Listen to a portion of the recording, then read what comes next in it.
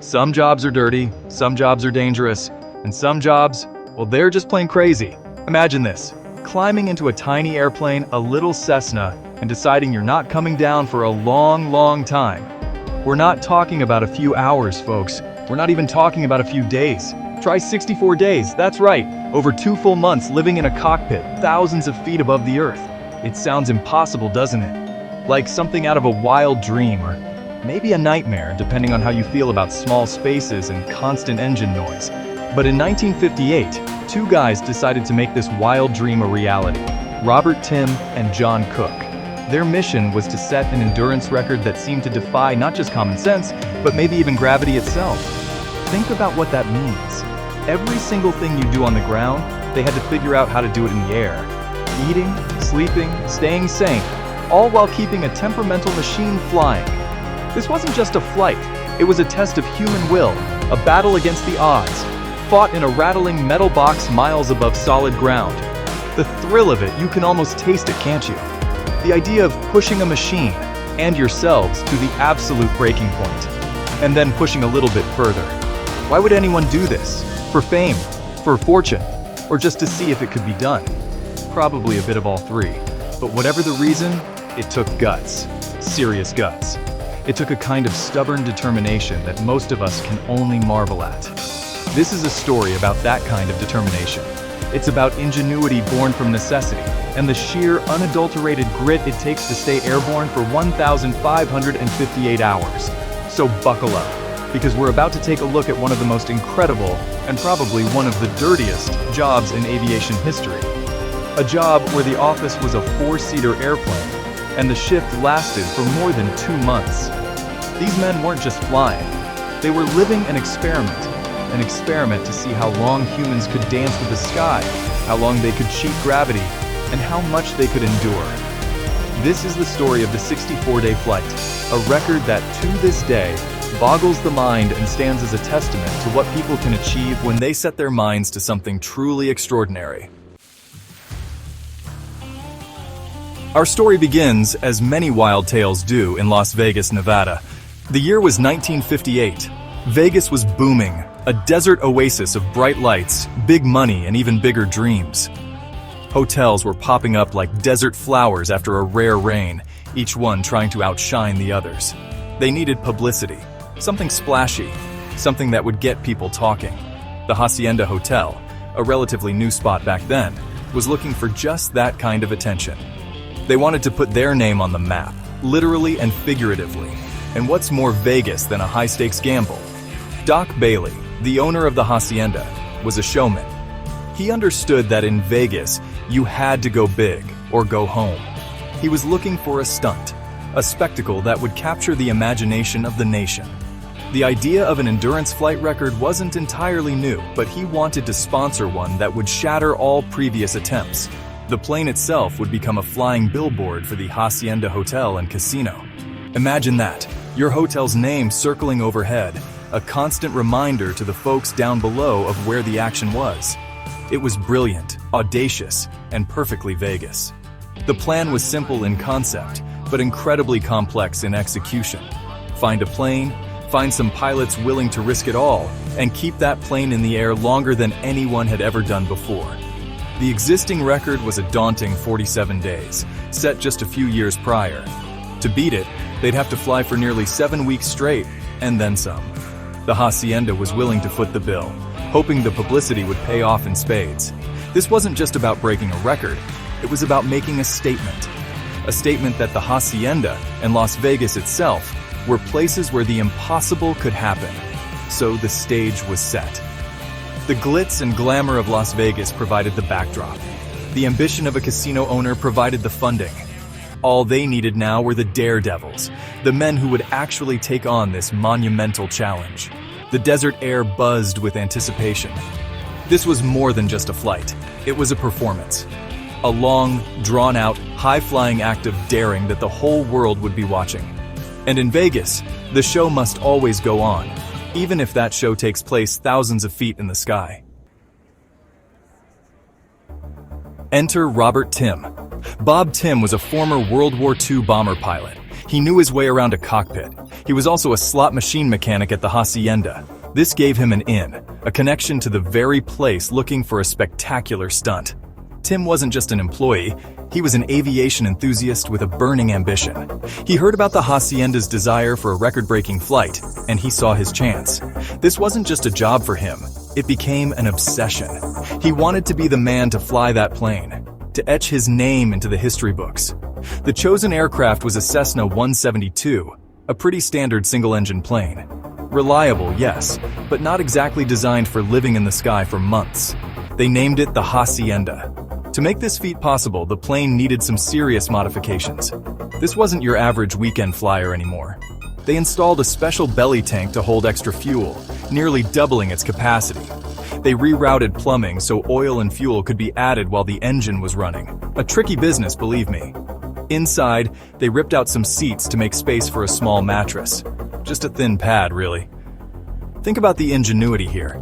They needed a way to refuel without landing. So, a platform was welded to the co-pilot's side. A truck would speed down a highway below, and a hose would be passed up to the plane. Fuel, food, water, supplies, all transferred mid-air, sometimes at night, while matching the speed of a truck on a desert road. They even rigged up a small electric winch to help pull things aboard. The co-pilot's door was modified to open outwards more easily for these transfers. Every detail had to be considered, every potential problem anticipated. This plane was being transformed into a tiny, flying survival capsule. Tim poured his heart and soul into preparing the Cessna. He knew the plane inside and out. He tinkered, he tested, he retested. This wasn't just about getting the plane off the ground. It was about keeping it there day after day, week after week. The engine had to run continuously for over 1,500 hours. That's like driving your car 24/7 for 2 months straight without ever turning it off. The stress on every single component would be immense. Tim understood the risks, but his passion for flying and perhaps his desire for glory pushed him forward. The modified bird was almost ready. The road to breaking records is rarely smooth. And for Bob Tim, it was downright bumpy at first. His initial attempts at this endurance flight were, to put it mildly, not successful. He tried it a few times with different co-pilots. One flight lasted a respectable 17 days, but ended due to engine trouble. Another attempt was even shorter. These failures were frustrating, costly, and probably a little embarrassing. The dream of endless flight seemed to be slipping away. It became clear that passion alone wasn't enough. He needed something more. He needed someone with a different set of skills. That someone was John Cook. Cook wasn't a pilot by trade. He was an airplane mechanic. A darn good one, too. He was just 33 years old at the time, working at an airfield in Las Vegas.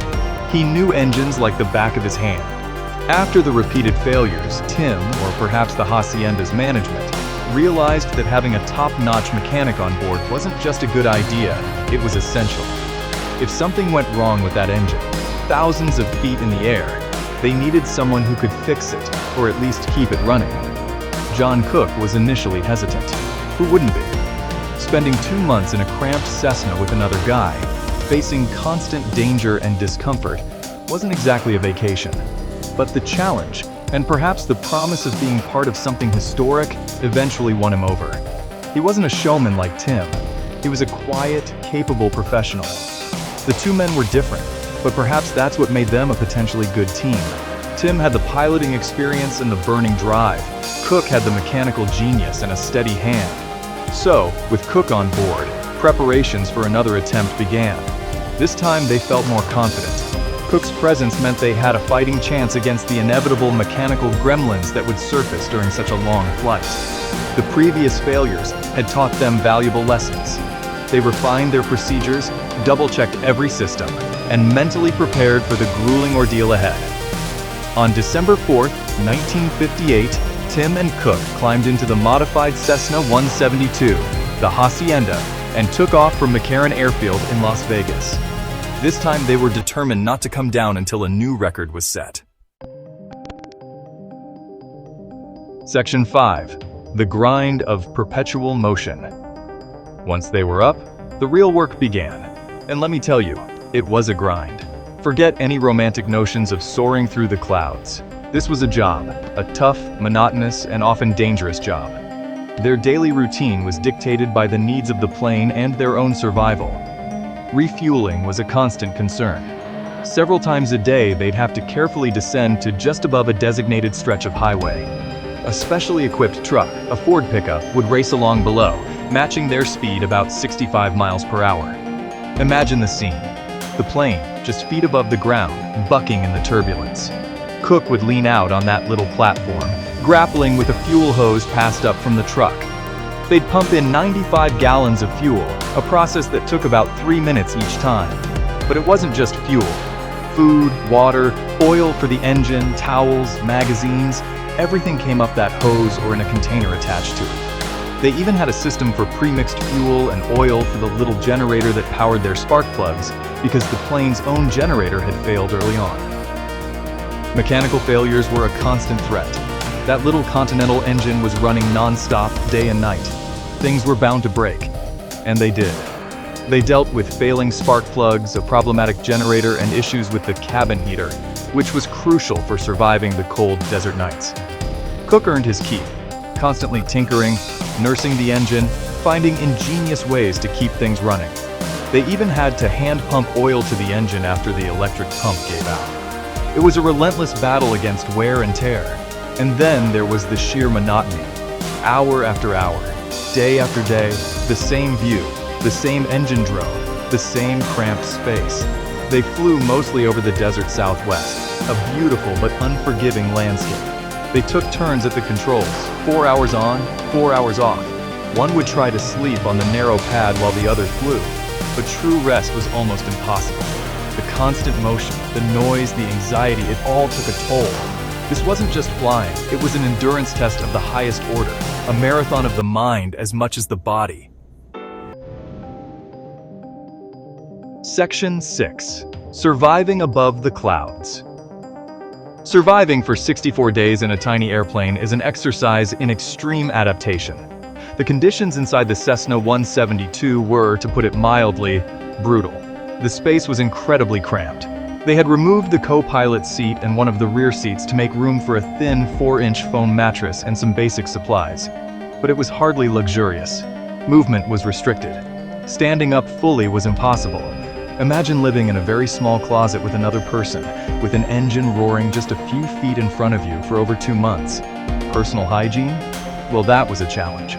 They had a small, foldable camp toilet, basically a chemical commode. For washing, they used a thermos of hot water sent up from the ground crew in a small basin. They'd sponge bathe on the little platform outside the co-pilot's door, one at a time, exposed to the elements. It was basic, to say the least. The lack of proper bathing for such a long period, combined with the stress and confinement, must have been incredibly uncomfortable. This was the unglamorous reality of their record-breaking attempt. Food was another adventure.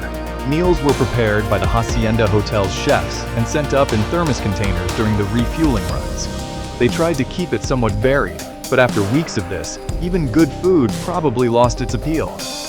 They ate, they slept, or tried to, and they flew, all within the confines of that tiny cabin.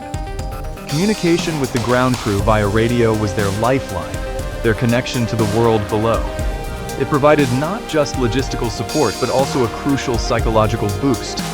Then there was the mental game. Boredom was a huge enemy. They read, they played cards, they watched the world go by below. But the isolation, the constant awareness of danger, the sheer exhaustion, it all weighed heavily on them. Sleep deprivation became a serious issue.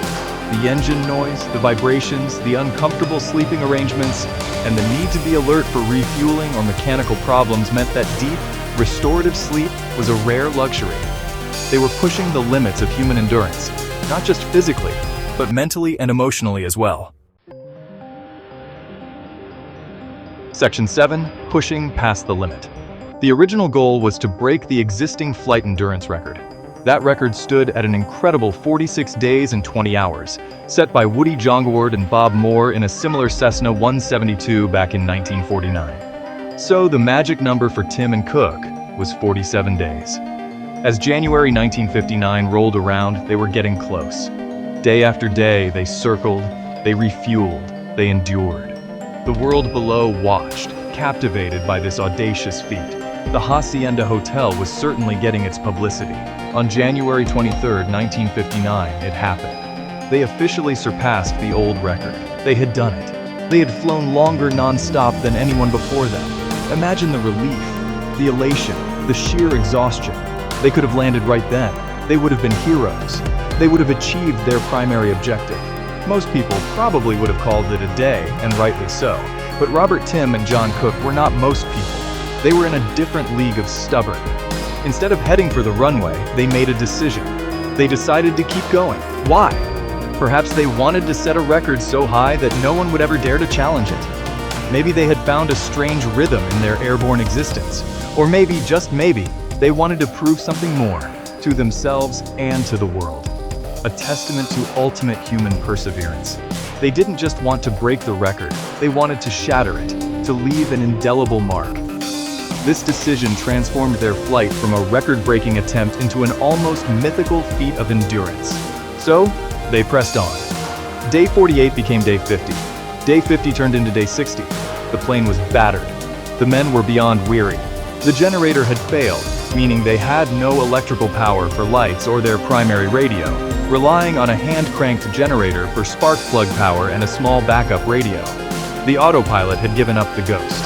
They were flying completely by hand, battling fatigue that must have been almost hallucinatory at times. Every extra hour aloft was a victory against mounting odds, a defiance of mechanical limits and human frailty.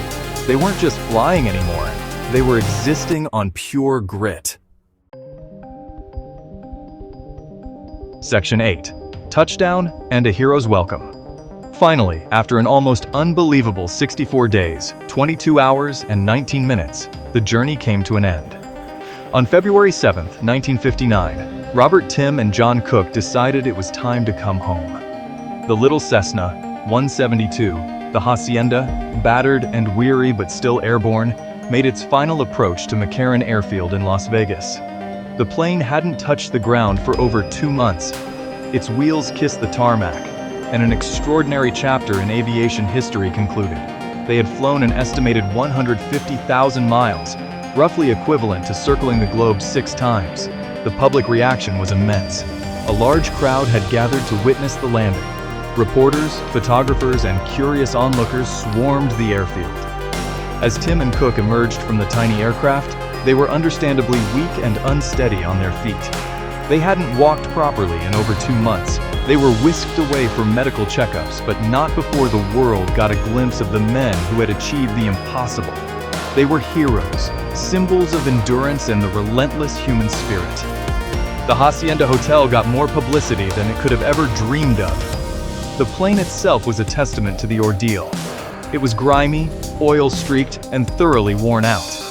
The engine, which had run continuously for nearly 1,559 hours, was probably ready for the scrap heap. In fact, there was a story that the plane was so beat up, it was deemed too much trouble to get it airworthy again for a flight to its intended display location.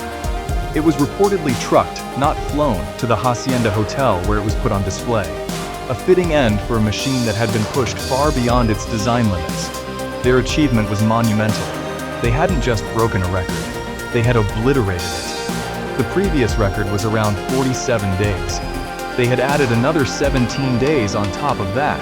It was a display of courage, skill, and an almost superhuman ability to endure hardship. The world celebrated their incredible journey. Robert Tim and John Cook had proven that with enough determination, ingenuity, and a very reliable, albeit heavily modified, small airplane, the sky was, quite literally, not the limit. Their names were etched into aviation lore forever. Section 9. The enduring legacy of 64 days aloft. So, what's the lasting impact of this incredible 64-day flight? Well, for one, the record for a flight of this type, a manned, refueled aircraft in the single